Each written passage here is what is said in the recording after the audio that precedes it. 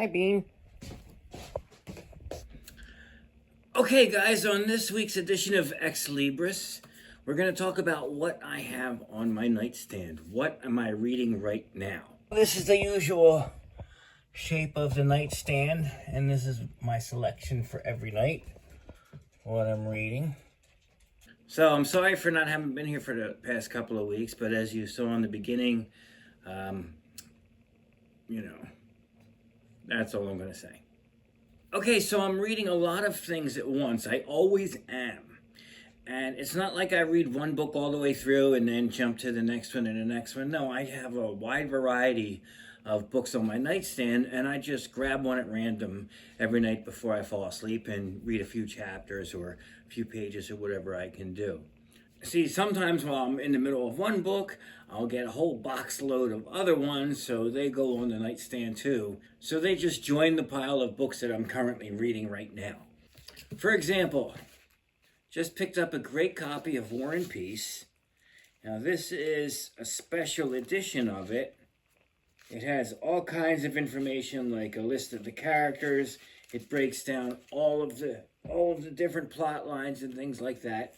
And I just got this a few weeks ago and haven't had a chance to read it, but I want to, and so that's why it's on my nightstand. And when I do start reading it, I'll use my Hagrid bookmark for it, because I have all kinds of bookmarks. It seems like every time I turn around, people are giving me bookmarkers, and I really appreciate it because they get used, okay? This one, I made my own bookmarker, autographed, because it's autographed by the author. It's about an escape artist named Murray, who I have a big collection of his memorabilia, and I'm up to this page right here with some photos. So I like to page through this every once in a while before bed.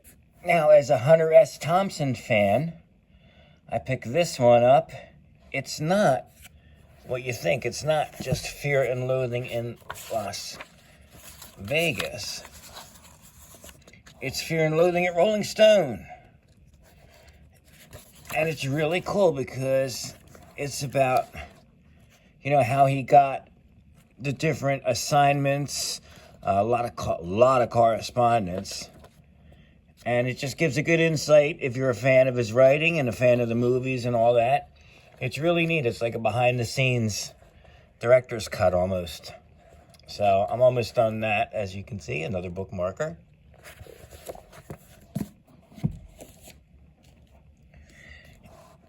And the Life and Times of Rasputin. Ugh, why did they ruin it with that? Oh my goodness.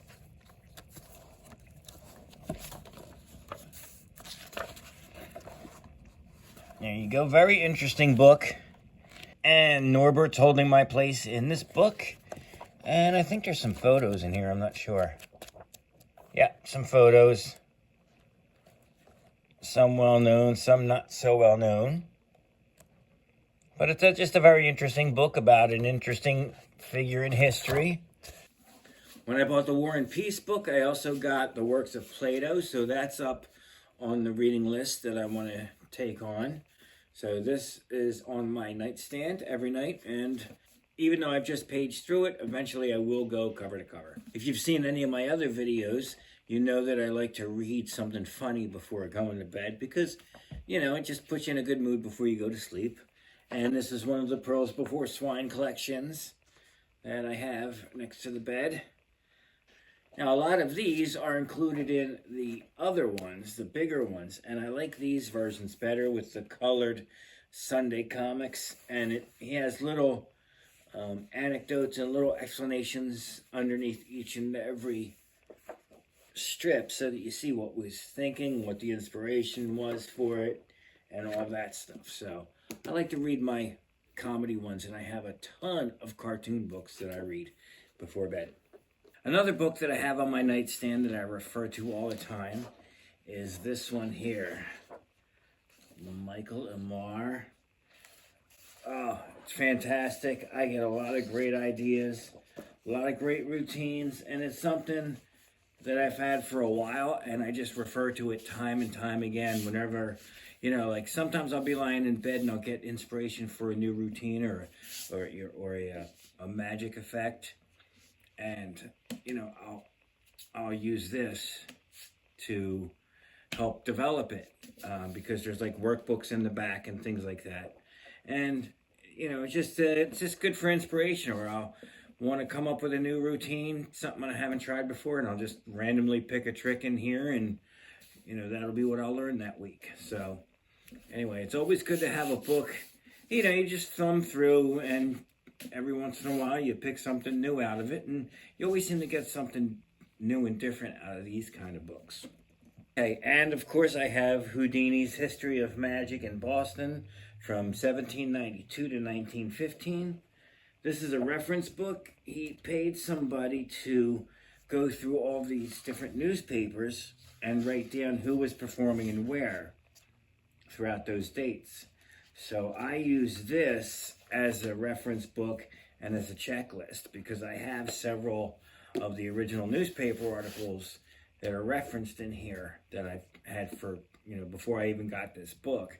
But now I know what to look for. And, like if I'm at a flea market and I see some old newspapers from Boston that fall between these dates, bang, I know exactly what dates to look for. So it's always good to have this, within arm's reach. There's certain reference books that I find that I like to have around me at all times, so that I don't have to go hunting for them, like different auction catalogs and different checklists, mostly nonfiction stuff, some certain biographies. And it doesn't matter what the subject is, because in my living room section of the library, where I'm here and spending most of my time, I have all different subjects in. So there's like a hodgepodge and a sampling of pretty much every subject that I have in the main library. And that's just because I like to have these things within reach, whenever I want to, research something, or something for a video or whatever, or just something that grabs my interest. A good example of a reference book that I like to keep handy is one that I just recently acquired. It's called Lock Sport, and it's basically a technical manual for locks and locking mechanisms. And this was actually autographed to me by one of the authors, so that was pretty cool. And you can see that in one of my other videos, the one on autographs. So it's just another example of, a technical manual type thing that I like to have on hand, because if I'm shooting a video about my lock collection, I can just reference something real quick, so it's always good to have these things on hand. Another one is Stranger Than Science. This is a book about, the paranormal and the occult, and, different kinds of dreams and odds and ends, just, again, it's in with the esoteric and the weird and the unusual oddity part of my collection. So, that's just something. I've thumbed through it. I haven't really gone cover to cover yet. This is a relatively new acquisition as well. This one is Howard Stern Comes Again, and this is, I just wanted this because I have a bunch of his other books, and just basically to complete the collection.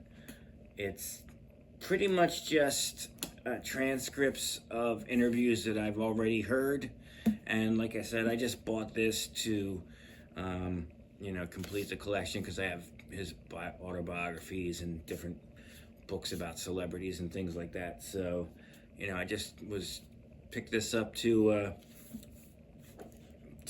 satisfy the old OCD. And I'm actually almost done this one, because I was just jumping from person to person that interested me and skipping over the ones that didn't. So, this one's going on the shelf real quick. This one I have, and it's really cool because I have no intention of reading it. It's a prayer book from 1738. Okay, and the reason I bought this book is because the bookseller is from a town near where I grew up, which is really cool. And there's an inscription in here that says that this person bought this book on the 14th of March, 1806. Okay? And then it has another later owner from September 18th, 1932.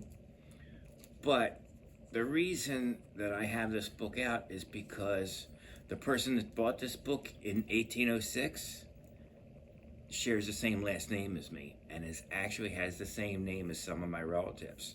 So I thought that was really cool.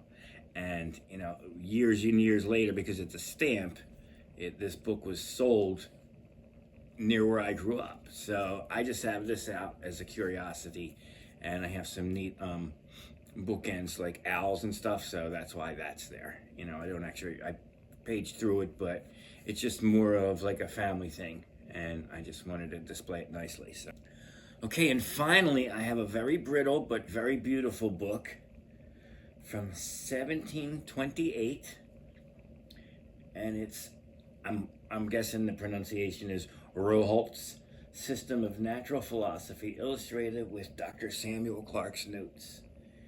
And it's taken mostly from Sir Isaac Newton. Isn't that cool? And this is like contemporary of him. And this book is neat because natural philosophy was basically the science of the day, but it also included other belief systems such as alchemy and magic, which, you know, hello, relates to me. So there's like, you know, it's amazing, this book, and I'm about halfway through it because it's very difficult to read. It's in the old script, but there's stuff on the planets. There's the known planets at the time, and it's neat to see what the extent of knowledge was back then. You know what I mean? Like, there were certain parts of the planet that were unexplored still. There were certain parts of the sky that we didn't understand, and, you know, the natural world, animals and things like that that weren't discovered yet. Nature of the stars, and it's just fantastic. Of minerals, it's just metals, you know, all kinds of different subjects. Lodestones, which are magnets. Snow, hail, and frost, just, you know, the weather, all kinds of things. And I just, every once in a while, if I'm watching like a documentary on science or, you know, this time period, I'll just, the Age of Enlightenment or whatever, I'll just pull out this book and you know, continue where I left off. And in the back are all these very fragile fold-out charts with geometric shapes, star charts, all kinds of things. And I got this at an auction for relatively cheap, and it's extremely brittle, so that's why I have this stored on my nightstand and not in with my bookcase, because I'm still reading it. Okay, so that's what I'm reading. What are you reading right now? What's on your nightstand? What's on your coffee table that you like to flip through every once in a while? Hey, just let me know in the comments. And once again, I'd like to thank you all for watching, and I hope you have a Happy New Year, which is, oh my gosh, today. Hey, Happy New Year, everybody, and we will see you again next time.